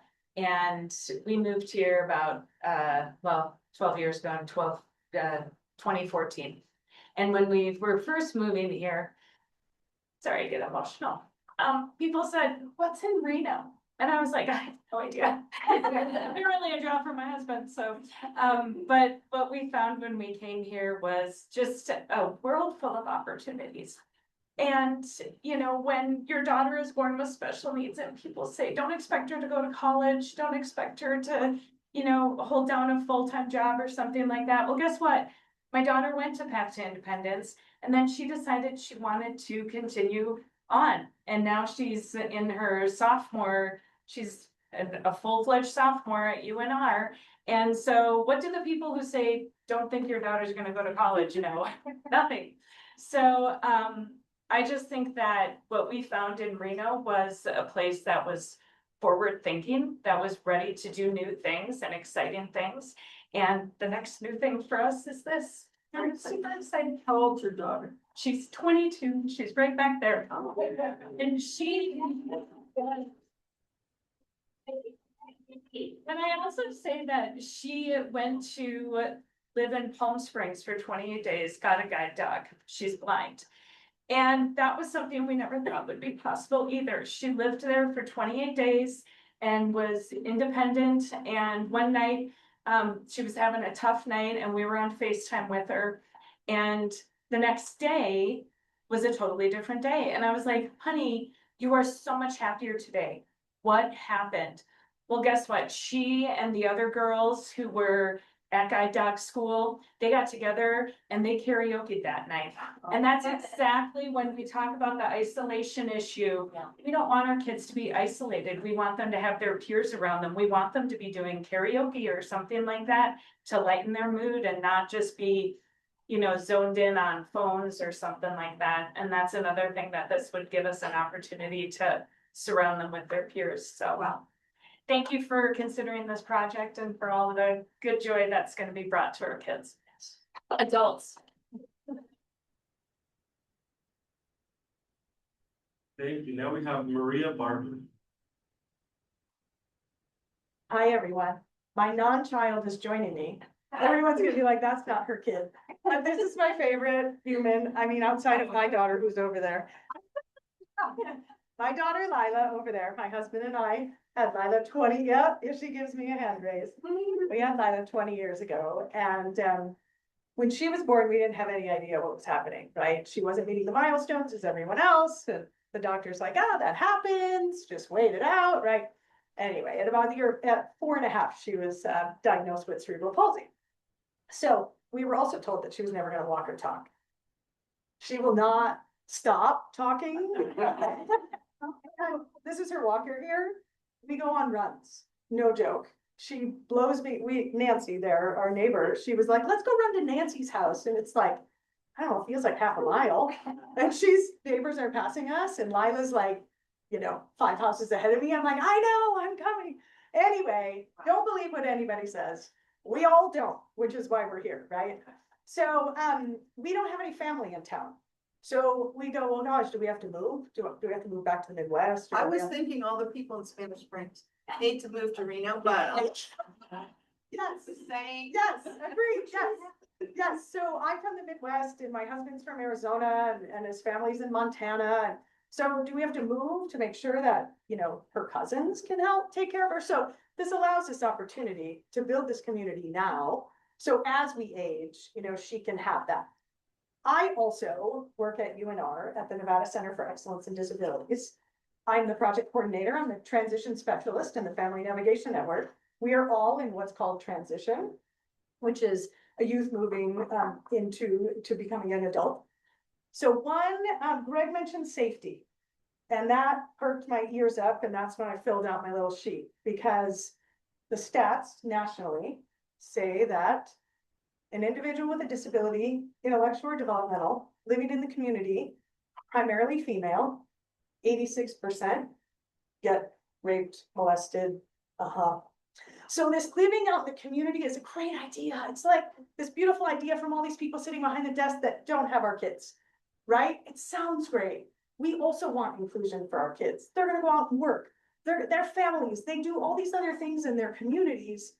But to come back and live in a space where they can let their hair down, like Simran here and Via and Lila and Evie and Sammy, they all talk about the craziest things and think they're the funniest people in the world, right? They can just let their hair down and be themselves, but when you're in a community and you're in a little apartment with all typical individuals around you, right? You have to be a certain way, you have to say a certain thing, you have to act a certain, and so that is really, that stress and that anxiety is not good for our kids. Some families feel really strongly about this, totally get it. But then there are some families that would prefer to not be part of the 86%. So I just wanted to share that. If anybody has any disability related questions, I am happy to answer them. Now, this one joined me really quick. Do you want to introduce yourself and say just 2 words? Or, you know, maybe fun. Yeah. My name is Sandy. I go to UNR, Class of Finance. I'm a graduate. I work at Cuba Juice. Yeah, you do? Yeah. She kills it. Yes. Yes. And then I met this person right here. She comes to be to our office and she has been seeing me and all my friends. You know, I just love her so much. Yeah, so I work 2 stories above, we call it P2I, the Path to Independence Program. Lila now goes there. We have lots of graduates here from the program, which is also a great program in our community that offers opportunity for these individuals to have a college experience, right? And what did you go, what kind of classes did you take? What was your goal when you went to P2I? I went to technology. I did karate. I took GRI class, ECX. And did you learn a lot about self-advocacy? Yes, self-advocacy, financial literacy. Financial literacy. Yeah. Sexuality classes. Oh, yeah, that's Pia. Yeah. She likes relationships and sexuality classes.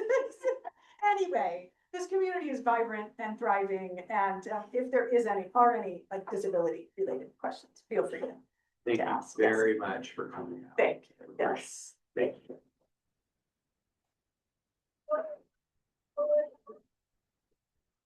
All right, next we'll be hearing Dan Oster and then Kathy Harvey. So Dan Oster.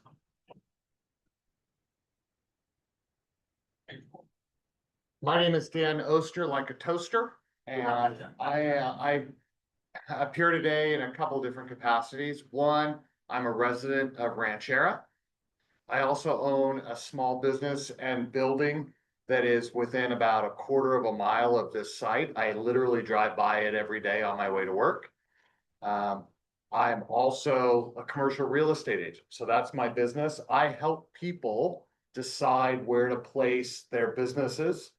And I am here to speak in support of this on every level of my professional life, my real estate investments, my residential investment in Ranchera. I can tell you that as a resident in Ranchera, one of the things that attracted us to that facility was that it wasn't just a home that sat in its own fee simple lot and never interacted with the community. There's a clubhouse.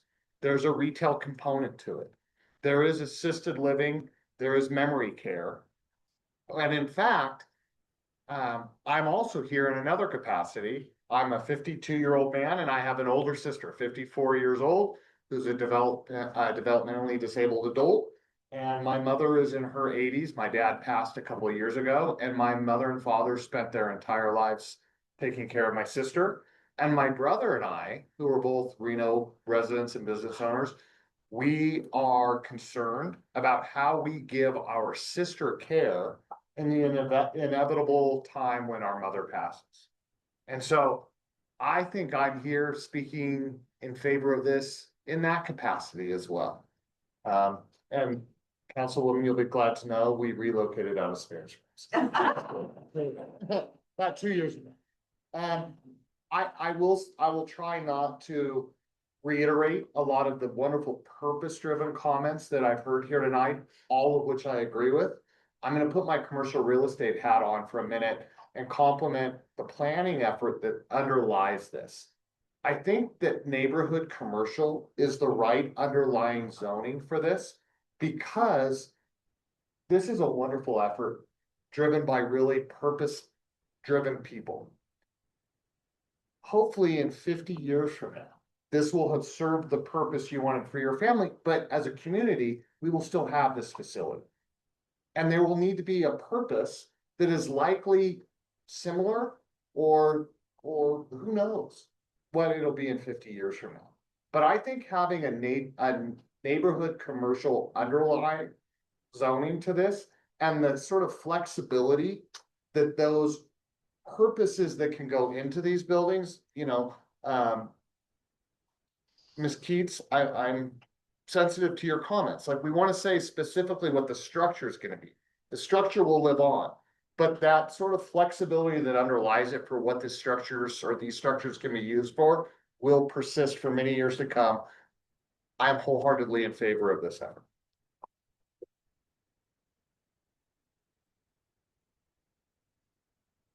We had Kathy Harvey online, but she has followed her. So Kathy, if you do want to provide comment, please just raise your hand again. I'll see you raised. So that we do not have any public comment registered for this item. Okay. All right, I'll set it out to the board members and group one more time. Okay, and sir, did you have something to say? No. Okay, I just want to make sure. All right. Well, I think that wraps us up on agenda item E1. Let's move on to item C, business items. I don't think we have anything in there. What do I see? Board Commission Committee member report announcements, discussions of future agenda items. There any comments from the board, future agenda items? Oh, it's kind of agenda item about what kind of fun to have to do. Oh my God. Well, she told me that she can throw some pretty big parties, so I think we have our. So I think we have our work cut out for us. So, one thing that I would like to bring back, since there has been a change in leadership in the police department. I would like to hear from the city manager and the police department on what their thoughts are going back and working with the NABs. And since it's topical, the same goes for the fire department, because they used to do that too. Yeah. Since everybody wants a new job over there. And apparently they have extra time to run extra cities and stuff, so they have time to come back to us. Okay, I like that. But I would like to see that as an agenda item. If not something we can discuss. I should have mentioned that there is a proposal out there, since we're under board items D, to consolidate the police as well. And that's been daylighted by the sheriff. Sparks has pretty much already said, we're not ready to play. Reno was a little caught off guard by the proposal, so I don't know where it'll go, but it's out there. Yeah. To your point. Yeah. I was wondering about that. Okay, no other future agenda items? Okay. Last call for general public comment, doesn't have to be related to the agenda item, so you have the public comment online or in the room. I'm sorry, ma'am, yeah.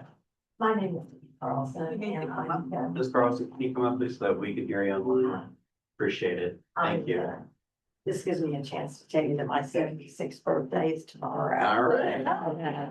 Congratulations. And I'm the parent and a member of this group, and I had things written down, and Naomi, I have to say that we've gotten to know you a little bit during my years here, and I'm always so proud to know you. And I appreciate every kind and caring and thoughtful comment that was made tonight, and it made me realize I didn't need about 5 little note pages of anything that I'd said about, this gives us a chance to have a heart and be, because you already have that, and you voice that, and I can't say enough for all these people. Most of whom, a lot of these parents are about my children's age, and so on the advent of our we've now passed a benchmark at passing 75, so we're on the way to what, and so hope to have many more birthdays. But my wonderful grandson is sitting on the back row, and we've had an exciting week and month and of growth and things at our house. And I wanted to say thank you to all of the people who spoke and did, I think, what I could not have done. And my heart so filled when each one of you said what you did. I thought, okay, I have to say something. And thank you so much. I'm so proud. Yeah. To be here. Well, thank you so much for coming. And thank you for everything. Last call, public comment?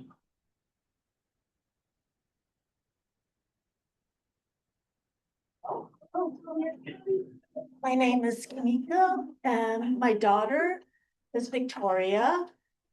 And almost 24 years ago, she was born at St. Mary's, and we took her home in Lake Ridge Shores here, down the street. And so I've been here for a long, long time, almost 30 years. Wow. And I've watched the neighborhoods grow, and we've moved to South Reno, and then we moved to Spanish Springs. But I first heard about the project, and Victoria graduated from the P2I program. And she has autism. She was nonverbal, but now she reads beautifully. She speaks wonderfully. She's a wonderful singer. She did the Path to Independence program, and she was able to live independently in UNR dorm. And she was the roommate with Sammy, Greg and Linda's daughter. And that opportunity in a secure environment, which was so important for me to consider her moving out of the house, but it was an opportunity that she really wanted. She wanted to be like all her typical college students, have that experience of being in the community, being involved in a lot of the projects and programs, and watching sports, UNR games. And that experience was so valuable, because when she came back home, when the year was over, she was kind of a little depressed, because she came back home and she's like, Mom, I want my own apartment. I want to be able to live among my friends, like in the dorm, do things together, participate in the community, work, and all of that. And this project was like a godsend, because there isn't anything like it here in Reno. I think having Lighthouse Residential Center would be just an amazing contribution to our community, but also highlight the aspect of Reno being a very supportive and adaptive community. And I've spoken to my friends, I'm originally from California, and some of them do have family members who have disability, and some of them want to move here just for that, because there is not a facility like this, and it's severely lacking. And I appreciate everyone being supportive and open to this in our community. It's going to be a real gem, and I think it would say so much to, I think, anyone moving here, that we are a very inclusive community. Yeah, so thank you.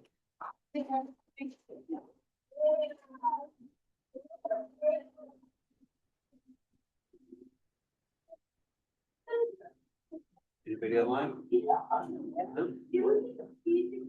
Okay. Thank you. You know, before we move off this agenda item, I just wanted to say, there are two more steps in this planning process. So one is the planning commission, and the other is going to Reno City Council. And I gotta say, if you do what you did tonight there, you know, you're gonna knock it home. This was a great informal setting. As you go on, it gets more formal. And for some people, a little scary, but it shouldn't be any different than what you did today. And you really don't need to add anything to what you said. There may be a tiny bit more strict on the time frame, the 3 minute, but you can just cut out a couple sentences and you'll be fine. So you did beautifully. I mean, the presentation, the passion, the explanation, the planning work that you've done, the firsthand account. I mean, it's truly remarkable, and I do think you're gonna knock it out of the park if you do exactly what you did here tonight. I think this was a great practice. These people do not vote. They just send recommendations into those other organizations. Both of those meetings, Planning Commission, City Council, are held at the Reno City Hall on the first floor. Bathrooms are on the second floor, so. You gotta bear that in mind when you make your plan. You know, make a stop upstairs first. But, and you have to go through some metal detectors, that's standard. So just be aware of that. They have confiscated a few items. You know, walkers are great, no problem. So I wanted to thank you all for being here tonight. I don't think in my entire 12 years, I've quite had a presentation like this. It truly stands out, both for the intention of what you have in mind, the planning, and again, I've mentioned, but the passion that you've all brought to the project. Probably only one other time, and it'll be interesting. It was for Doral Academy. They brought, I think it was 60 kids to make their pitch. The problem I'll share with that project was that it was embedded in a neighborhood, so it was infill. But unlike this project, that was 1,500 kids having to go in and out of that neighborhood twice a day. Disaster. Well, they moved. And they're on a major road, but they were going to be an infill in a residential neighborhood that's not easy to get to. You have to go through a number of streets. It's not off like a major road. And I, as the council member, as much as I love the children, and I was liaison to arts and culture, and Doral Academy is focused on arts and culture, I had to tell them this is not the right location. So you worked hard. I mean, you're just a block from McCarran. I mean, people can get there. That is as an exit. People can get there. This is completely different than that. So they did end up relocating to Doral to a more major setting, but the passion was there, the intention was there, but the setting was not good. And they figured it out themselves, I think, after they heard from council. I don't think that's the same response you'll get here. So thank you for coming tonight.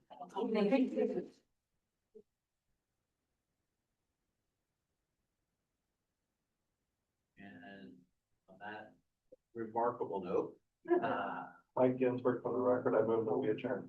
thank you, Mike. Do I have a second? Krista Montan, for the record, I second. All in favor? Aye. Aye. Passes unanimously. Thank you very much for coming here tonight. Yeah.